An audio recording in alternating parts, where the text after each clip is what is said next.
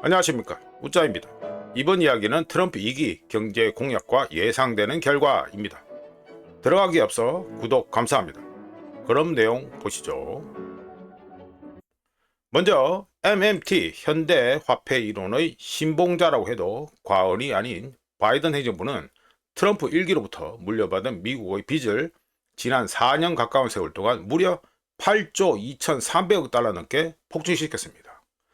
GDP 대비 미국 부채 비율이 우한폐렴 리세션 때 식은 130.81%보다 낮은 120.03%로 낮췄다라고 자위할 수는 있겠지만 말이죠. 잠깐 시간을 뒤로 돌려보면 트럼프 1기 행정부에서 도드라지게 보인 두 가지 핵심 경제 정책을 지적해 보겠습니다. 첫 번째, 수입 관세 부과 및 증가인데요.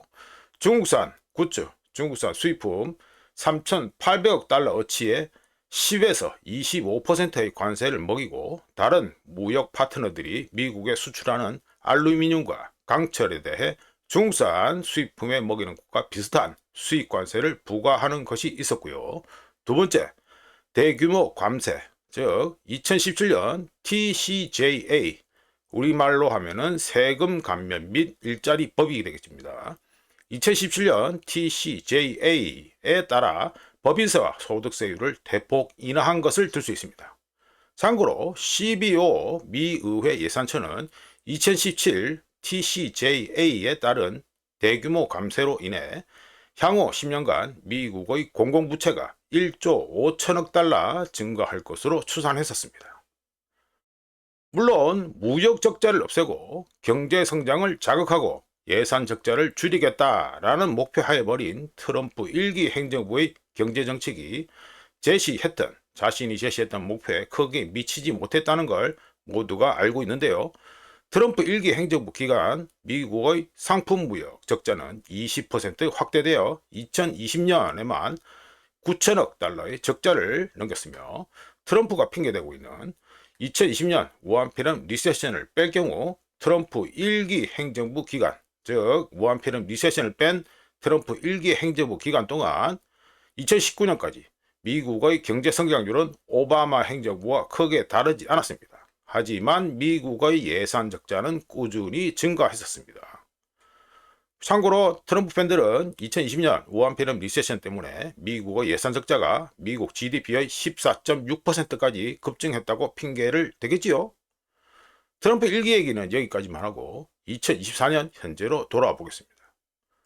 트럼프는 자신이 당선, 즉 재선될 경우 중국산 굿즈, 중국산 수입품에 60%의 고율 관세를 부과하고 나머지 무역 파트너들에게는 최대 20%의 관세를 부과하겠다는 공약을 이미 내놨으며 TCJA를 연장하고 사회보장 혜택에 대한 세금을 폐지하고 미국에서 물건을 만드는 회사들의 법인세율을 21%에서 15%로 낮추겠다고 공약했습니다. 대충 봐도 트럼프 1기 때 했던 것과 똑같은 걸 하겠다, 또는 1기 경제정책을 2배 더 세게 하겠다라는 소리로 들린대요.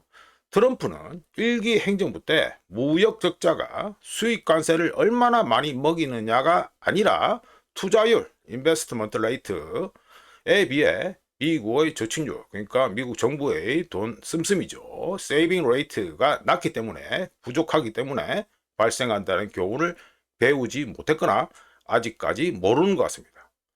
참고로 특정 국가가 투자 수준을 충당할 만큼의 저축, 즉 살림살이를 잘해서 돈을 세이브하지 않는 한 무역 적자가 발생한다는 점에 비춰봤을 때 해당 국가의 호주머니 사정을 악화시킨 것, 약화시키는 예산 적자 규모의 증가는 무역 적자의 확대로 나타나는 게 일반적이며 전혀 이상한 것이 아닙니다.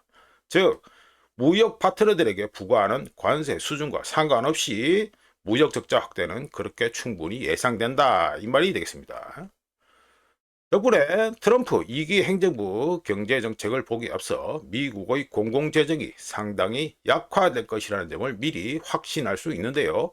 관련해서 비영리 공공정책 조직인 CRFB, 이걸 우리나라 이름으로 하면 책임있는 연방예산위원회가 됩니다. CRFB는 트럼프의 2024 공약을 분석한 후 트럼프 감세로 인해 향후 10년 동안 미국의 공공부채가 7조 7,500억 달러 증가하면서 미국의 부채 대비 GDP 비율이 140% 이상으로 증가할 것이라고 예상했는데요. 이는 2차 세계대전 이후 미국의 부채 대비 GDP 비율을 훌쩍 뛰어넘는 것입니다.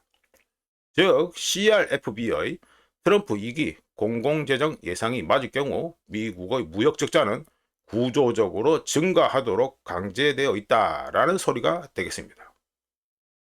조금 더 디테일하게 들어가 보겠습니다. 2024 미 대선 기간 중 트럼프가 쏟아내는 아무 말 대잔치에 정신 팔리지 않은 사람이라면 2024년 미 대선을 앞두고 트럼프가 내놓은 무역 및 경제 공약을 봤을 것인데요. 먼저 트럼프의 공약을 전반적으로 보고 웃자가 내린 결론은 급진적인 경제 정책들로 도배되어 있다랍니다. 관심 가는 부분을 하나씩 얘기해 보면 다음과 같습니다. 첫 번째, 트럼프는 대공황을 악화시킨 걸로 악명이 높은 1930년 스무트 홀리 관세법을 연상케 하는 방식 또는 트럼프 1기 때 추진했던 것보다 훨씬 더 공격적이고 독단적으로 움직이는 무역 정책을 제안했습니다. 참고로 1930년 공화당 의원이었던 윌리스 홀리와 리드 스무트가 함께 발의해 통과시킨 스무트 홀리 관세법은 미국 농부와 다른 미국 산업들을 외국과의 경쟁으로부터 보호하겠다라는 목표 하에 수입 관세를 인상시켰는데요. 덕분에 대공황을 악화시켰다 이런 비난을 받고 있습니다. 웃자가 점점 커지는 부채 위기 영상을 비롯해 뉴스 모임에서 언급했듯이 트럼프는 모든 중국산 굿즈, 중국산 수입품의 60%의 관세를 먹이고 나머지 모든 미국의 무역 파트너들이 수출하는 상품, 즉 수입품들에 미국이 수입하는 수입품들의 10에서 20%의 관세를 부과할 것이라고 제안 또는 공약했는데요. 트럼프의 일방적인 무역 정책은 WTO 세계무역기구 규정을 노골적으로 위반하는 데다가 미국의 무역 상대방, 즉 파트너 역시 미국산 굿즈, 미국산 수출품, 자신들의 관점에서 보면 미국산 수입품이죠. 미국산 수입품에 대한 수입 관세를 인상해 보복하도록 강제하고 있다는 문제가 있습니다. 즉 트럼프 2.0의 무역 정책은 과거 1930년대 그랬던 것처럼 국제무역 시스템에 큰 혼란을 일으킬 수 있으며 무역 파트너들을 거지로 만드는 데 목적이 있기 때문에 결과적으로 우리 모두를 파괴적인 곳으로 인도할 가능성이 있다고 웃자는 봅니다. 그리고 트럼프의 무역 정책은 미국 수출 산업에 해로울 것이 분명하며 미국과 글로벌 경제의 리세션 가능성을 높일 수밖에 없다라고 보고 있습니다. 두 번째, 트럼프가 제안 또는 공약한 무역 정책의 또 다른 예상되는 결과는 모든 미국 가구들의 세금 청구서에 돈이 추가되고 직간접적으로 외국과의 경쟁을 억제함으로 인해 인플레이션이 증가할 것이라는 점입니다. 관련해서 피터슨 국제경제연구소는 트럼프의 관세 인상이 평균적인 수준의 미국 가구들에게 연간 2,600달러의 세금을 부과하는 것과 같다고 했으며 안 하치우스 골드만삭스 수석 이코노미스트는 트럼프가 모든 수입품에 관세 10%를 부과하는 건 패드가 금리를 5번 인상하는 것과 같다. 수치로 말씀드리면 130bp 또는 1.3% 인상하는 효과를 준다라고 하면서 쌍방간에 벌어지는 관세 인상 보복전 덕분에 미국 인플레이션이 1.1% 상승하는 효과를 줄 것이라고 예상한 바 있습니다. 세 번째, 트럼프가 공약한 감세는 미국의 장기적인 경제 번영의 또 다른 주요 위협이 됩니다. 2024년 현재 미국의 예산 적자가 이미 GDP의 7%에 달하고 CBO 미 의회 예산처에서 미국의 공공부채가 2034년까지 GDP의 120%를 넘어설 것이라고 경고한 상황에서 트럼프는 1기 때 제정한 법인세 감세 연장을 포함해 각종 감세를 연달아 제안 즉 공약한 바 있는데요.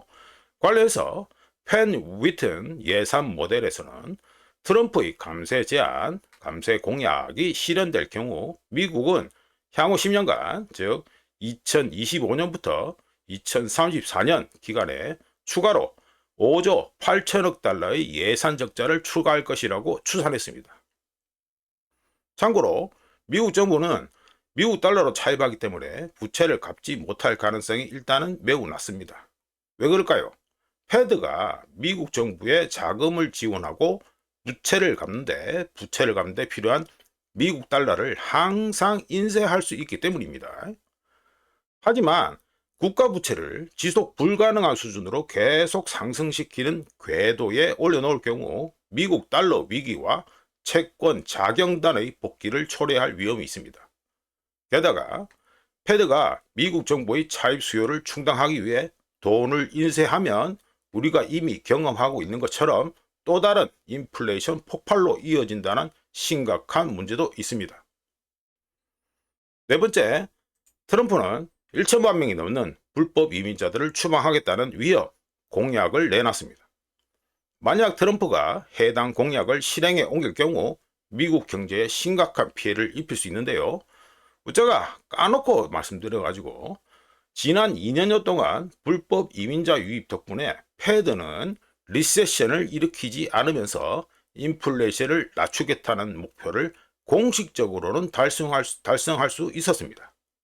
이런 가운데 트럼프가 이런 숨겨진 사실을 모르거나 모른 채 하고 불법 이민자들을 추방할 경우 여전히 타이트한 긴축된 상태를 보이고 있는 미국 노동시장에서 수백만 명의 불법 이민 노동자들이 추방되고 미국의 경제 성장이 둔화되고 임금과 가격, 즉 인플레이션이 급등할 것이라는 자연스러운 예상이 나옵니다.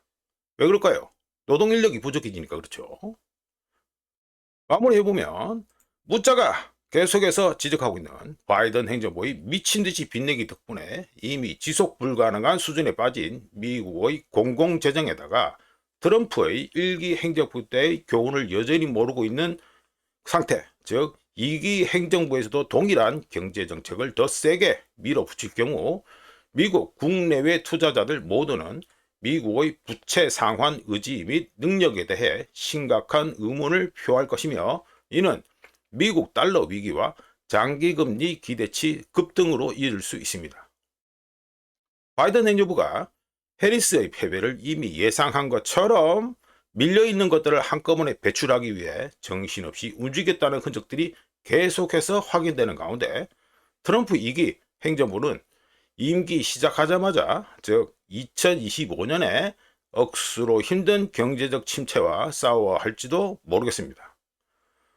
참고로 악명이 높은 1930년 스무트 홀리 관세법의 추억이 소환되는 걸 보면서 2차 세계대전의 추억 역시 함께 소환되겠구나 하는 웃자 견적인 생각도 하게 됩니다. 이상 트럼프 2기 행정부, 트럼프 2기 경제 공약과 예상되는 결과 이야기였습니다. 구독 항상 감사합니다. 다음에 또 찾아뵙겠습니다.